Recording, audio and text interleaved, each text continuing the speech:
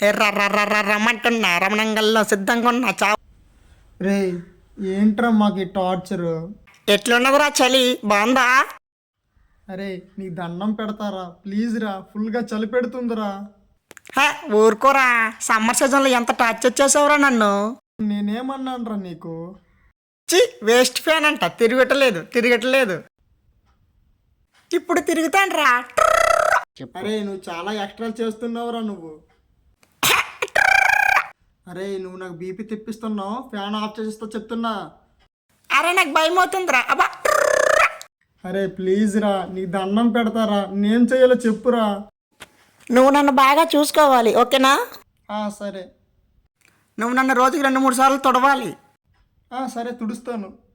నెలకు ఒకసారి నా బేరింగ్లు మార్చాలి.